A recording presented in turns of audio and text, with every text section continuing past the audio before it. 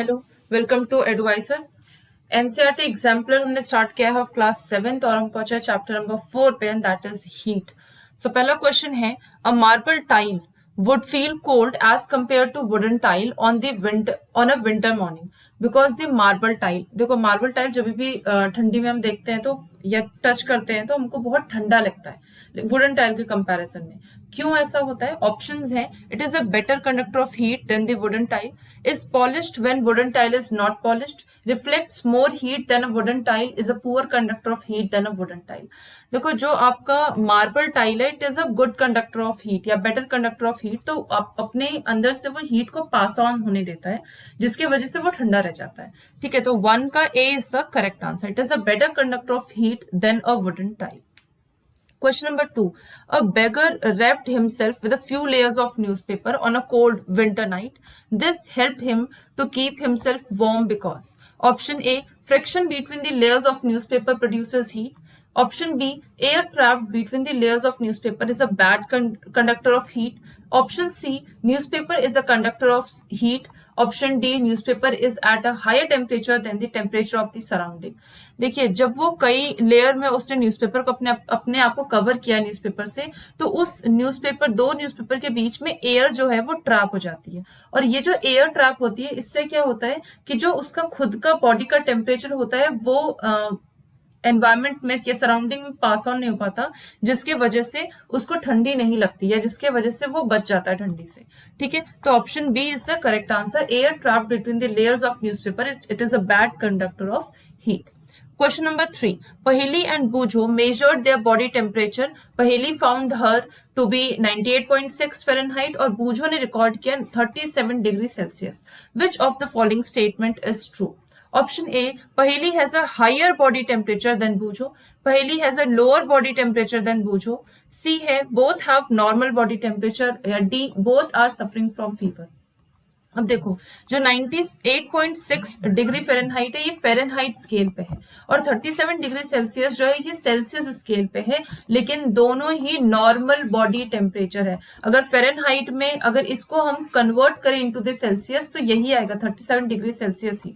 Same with this, अगर Celsius को convert करें फ़ारेनहाइट में तो आपका 98.6 डिग्री फ़ारेनहाइट ही आएगा। ठीक है, तो ये दोनों ही नॉर्मल बॉडी टेम्परेचर है, सो दोनों का सेम आया हुआ है। 3 का C is the correct answer. Question number 4. Bujo has 3 thermometers as shown. नीचे 2 thermometers और भी हैं. He wants to measure the temperature of his body and that of boiling water. एक तो उसको अपने बॉडी का टेम्परेचर नापना है और दूसरा उसको बॉइलिंग वाटर का नापना है। Which thermometer should he choose? अब आपको पता है कि थर्मोमीटर जो है वो 2 टाइप्स का होता है। एक तो होता है क्लिनिकल थर्मोमीटर, क्या होता है? Clinical thermometer.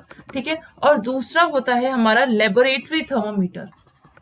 ये क्या है? ये है लेबोरेटरी थर्मामीटर। ठीक है, जो नीचे लगा हुआ है ये है आपका डिजिटल थर्मामीटर। अब हम लोग क्लिनिकल थर्मामीटर जो है वो ज्यादातर यूज नहीं करते क्योंकि उसमें मरकरी होता है और मरकरी को डिस्पोज करना बहुत मुश्किल हो जाता है, हाईली टॉक्सिक इन नेचर। तो ये जो आपका डिजिटल थर्मामीटर है इसको हम यूज करते हैं। मूविंग ऑन, अब यहाँ पे क्या है, उसको अपने बॉडी का टेम्परेचर नापना है। अगर बॉडी का टेम्परेचर नापना है तो आप इससे भी नाप सकते हो और आप डिजिटल थर्मोमीटर से भी नाप सकते हो। तो 1 और 3 जो है वो आपका बॉडी टेम्परेचर के लिए है और जो लेबोरेटरी थर्मोमीटर है उससे आप बॉइलिंग मिल्क या बॉइलिंग वाटर का टेम्परेचर को मेजर कर सकते हो।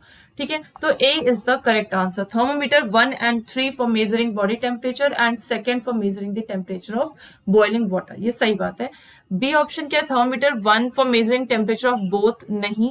आप क्लिनिकल से जो आपका बॉइलिंग मिल्क है, बॉइलिंग वाटर है, उसको मेजर नहीं कर सकते, रेंज ही उसका वो नहीं है। रेंज क्या है थर्मोमीटर का?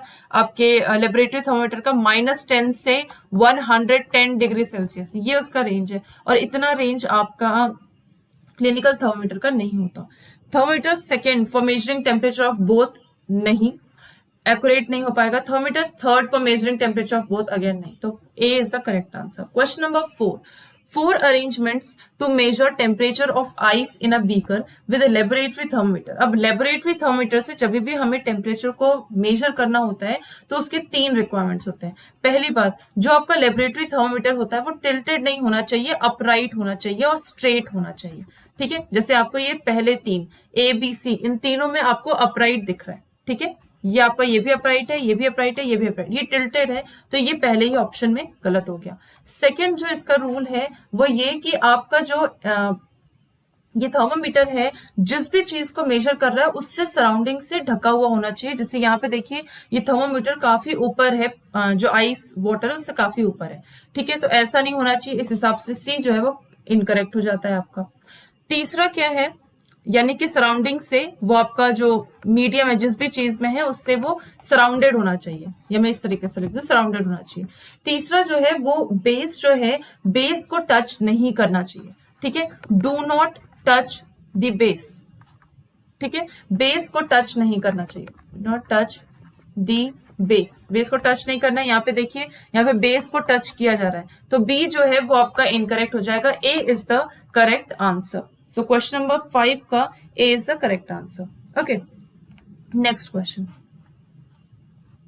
क्वेश्चन नंबर 6, फिगर 4.3, यानी कि ये जो फिगर है ए बी सी डी आपको दिया हुआ है। Student reading a doctor's thermometer, which of the figure indicates the correct method of reading temperature. Correct method क्या है, एकदम आपको जब भी आप क्लिनिकल थर्मोमीटर का टेम्परेचर देखते हो वो हमेशा आपकी आंखों के सामने होना चाहिए।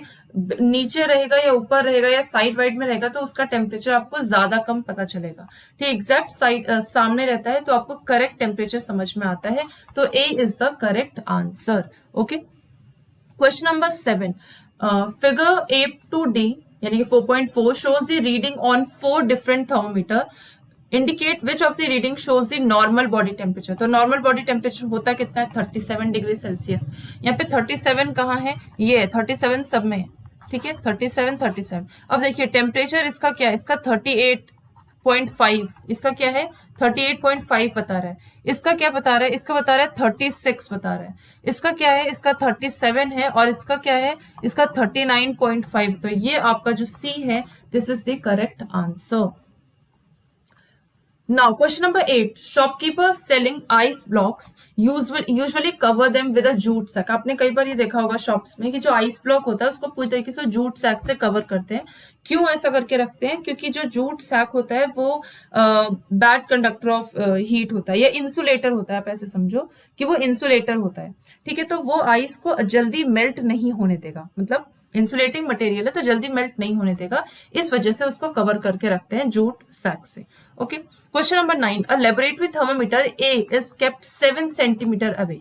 देखो ये आपका कैंडल है और कैंडल से इस थर्मोमीटर को 7 सेंटीमीटर दूर रखा गया है, ठीक है, 7 सेंटीमीटर दूर, और इस थर्मोमीटर को 7 सेंटीमीटर ऊपर रखा गया है। अब आपको पता है कि जब भी गर्म हवा, यहाँ पे जितनी भी हवा है इस फ्लेम के आसपास जितनी भी हवा है वो गर्म होगी तो hot air rises up, hot air जो है ऊपर की तरफ जाएगी। इससे क्या होगा, ये कन्वेक्शन के थ्रू ये जो थर्मोमीटर है इसको मेजर करेगा और यहाँ पे इसका टेम्परेचर जो है बढ़ता चला जाएगा।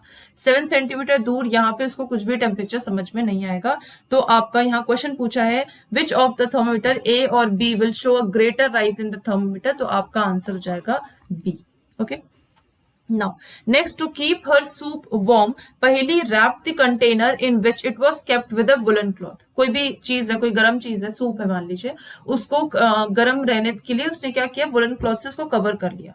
क्या यही मेथड वो अप्लाई कर सकती है अगर उसके पास एक कोल्ड ड्रिंक का ग्लास हो, उसको अगर वो इसी तरीके से वुलन क्लॉथ से कैप्ट कर मतलब रख ले तो क्या वो भी ठंडा रहेगा? यस, वो भी ठंडा रहेगा, क्योंकि अगेन वहां पे बीच में एयर ट्रैप हो जाता है which is a bad conductor of heat, तो वो बाहर एयर को बाहर से जो एयर है वो अंदर, या फिर अंदर से जो ठंडा या गर्म जो भी है उसको बाहर नहीं जाने देगा। Okay, question number 11, in a mercury thermometer the level of mercury rises when its bulb comes in contact with a hot object, what is the reason for this rise in the level of mercury. Mercury का देखो मैंने ये भी simple बताया कि यहाँ पे hot air rises up, जिसकी वजह से ये जो थर्मोमीटर है इसका जो टेम्परेचर है वो राइज, यानी कि मर्करी का लेवल जो है वो राइज करता जाएगा इस कैपिलरी ट्यूब में। ऐसा होता क्यों है? क्योंकि ये मर्करी की प्रॉपर्टी है कि जब भी उसको आप हीट करोगे तो वो एक्सपैंड करेगी, और एक्सपैंड करने की वजह से वो कैपिलरी ट्यूब में उसका लेवल जो है वो राइज होने लगेगा। So this is the basic property of mercury. ठीक है, सो विद दिस हमारा ये जो चैप्टर है, चैप्टर नंबर 3 हीट के कुछ एमसीक्यूज है वो हमारे कंप्लीट हो गए। Thank you.